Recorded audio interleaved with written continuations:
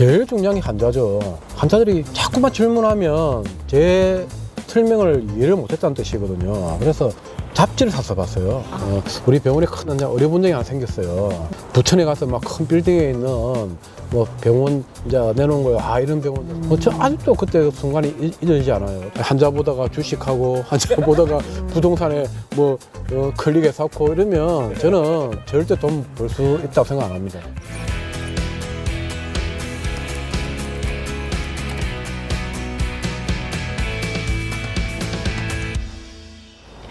원장님, 맨 처음에 병원을 세우시고 어떤 걸 가장 중요시 여기셨어요?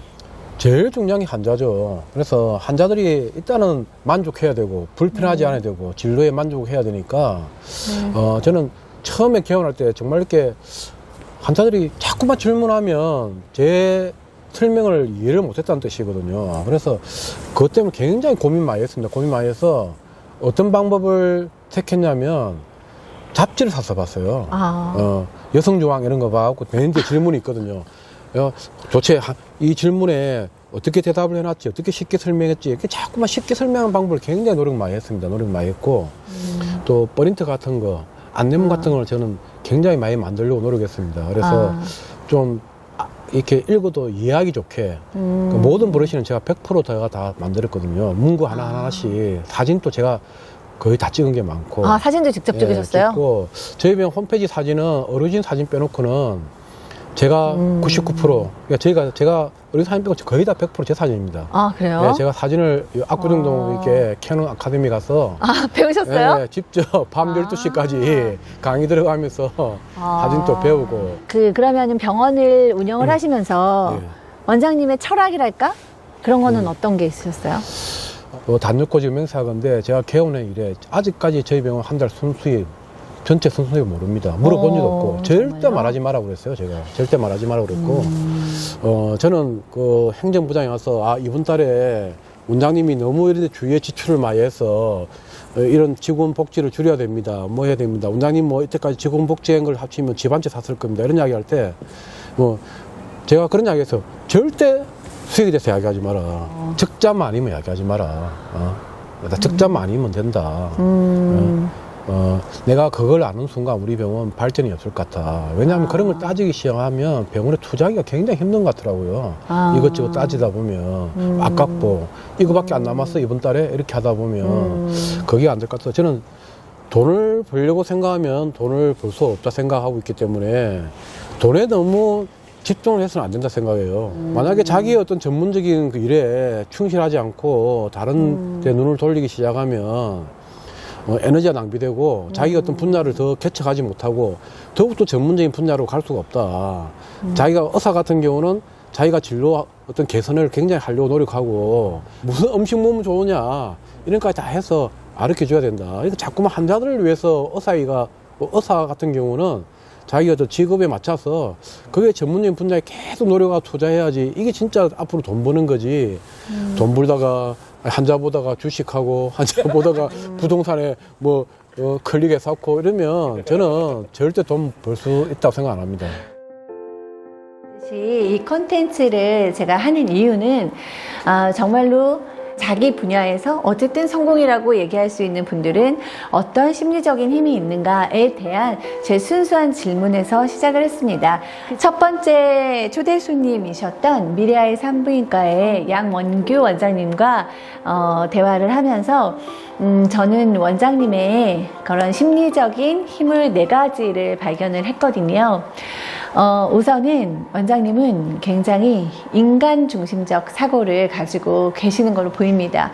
지금 얘기를 할 때 보면 뭐 의사로서의 자부심이라던가 뭐 생명을 살린다, 뭐 병원을 키운다 이런 큰 주제의 이야기보다는 계속해서 환자 좋으라고, 환자 만족하라고, 환자 중심에서 라는 얘기를 굉장히 많이 하시고요.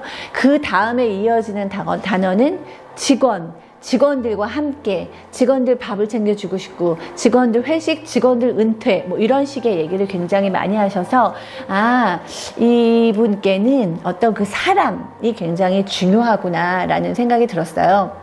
근데 이 사람이 중요하다는 것은 사실 어떤 부분에서는 좀 타고나는 게 있거든요. 그러니까 따뜻한 마음, 공감 능력, 사람을 소중히 여기는 그런 마음이 원래 있으신 것 같고 거기에 이제 또 발전도 시키신 것 같아요. 원장님은 굉장히 뭐 거대한 어떤 것을 이루기 위해서 본인의 야심과 큰 비전과 이런 거를 위해서 막 달려가신다기보다는 내가 만나는 내 주변의 사람들을 잘 해주고 기쁘게 해주고 해줘야 할 바를 제대로 해주고 이런 것들에서 굉장히 의미를 얻으시는 것 같고 그게 원장님의 행복이신 것 같은데 사실은 병원의 가장 큰 성공 요인도 저는 그 작은 사람들과의 만남, 그 사람들이 오고 싶은 거죠. 직원들이 그 병원에 있고 싶은 거죠. 이것이 병원의 가장 큰 밑거름, 힘이 되었다고 생각을 합니다. 네, 그리고 두 번째 심리적 요인은요. 굉장히 열심히 하셨다는 겁니다. 노력하셨다는 겁니다. 뭐 사실 대부분의 사람들이 다 노력하고 살죠. 저도 노력을 하고 제가 만나는 분들도 다 노력을 합니다. 원장님도 노력하셨다라는 거죠. 그런데 사실은 지금 20년을 개업하셨는데 오늘도 뭐 점심 식사도 못하고 저녁 식사도 못하시고 최선을 다해서 환자들이 점심시간이라도 좀 빨리 하고 가시라고 점심시간도 다 투자하셔서 지금 수술을 하셨다는 건데요. 뭐 치열한 경쟁의 세상에서 열심히 살지 않은 사람은 없지만 원장님은 그 중에서도 굉장히 열심히 사는 사람의 어떤 그 부류? 포션에 들어간다고 저는 생각을 합니다. 네. 세 번째 요인은요, 그 원장님께서 초등학교 3학년 때 이제 집안이 굉장히 어려워지었다고 얘기를 하셨는데요. 그 전의 환경은 상당히 편안했다는 데 있습니다. 지금 우리가 얘기할 때 가장 크리티컬 피리어드라고 얘기하는 결정적인 그 자아가 조직되고 기억이 남아지고 본인의 어떤 아이덴티티가 만들어지는 그런 한 10세 안쪽에 기억들에서 굉장히 그 꼬인 게 없는 편안한 기억들이 보이시거든요. 그러니까 집도 넓어서 항상 꽃에 물을 주셨던 어머니, 아침에 일어나면 새소리도 나고 정원이 있었던 집, 그 다음에 뭐 그 당시에 자동차도 있고 TV도 있어서 윤택했던 가정 생활, 유치원도 다니고 교육도 받고 유치원 선생님한테 인성에 대해서 교육받았던 것, 그 다음에 합창부도 들었다고 하셨죠. 이런 것들이 굉장히 어린 시절에 장남으로 태어나서 기대를 한 몸에 받으시면서 부유하고 윤택한 환경에서 또 엄마 아버지의 자식도 4명 있는 편안한 어린 시절을 좀 보내셨어요.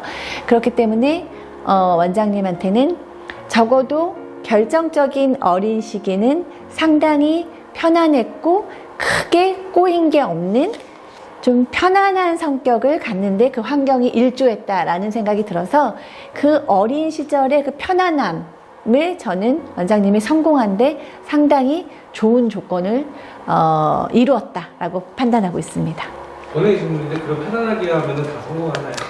일단 타고났을 때 경제적으로나 환경적으로 윤택하고 좀 편안하면 사실은 유리하게 시작하는 거는 맞아요. 근데 심리적으로나 교육적으로는 절대 돈만 있다 그래서 TV나 자동차나 집만 있다 그래서 편안하지 않거든요. 아시겠지만 겉으로는 너무 윤택해 보이고 좋은데 그 속에는 더할 나위 없이 고통스러운 집이 너무 많아요. 예를 들어서 엄마가 너무 히스테리컬하다던가 너무 우울하신다던가 엄마 아빠가 너무 싸우신다던가 뭐 아빠의 여러 가지 사회적인 것으로 인해서 온 가족이 괴롭다던가 아니면 집안에 표현하지 못하는 어떤 불행함이 있다던가 돈이 있더라도 그 돈이 굉장히 좀 안정적이지 못하던가 그런 윤택하다고만 해서 모든 게 다 해결되는 건 아니죠. 근데 이제 원장님은 적어도 3학년 전의 기억을 얘기할 때는 다 모든 게 편안하게 얘기하고 계시거든요. 그러니까 굉장히 그 시기에는 편안했고 사실은 그건 어떻게 보면 굉장히 행운이죠.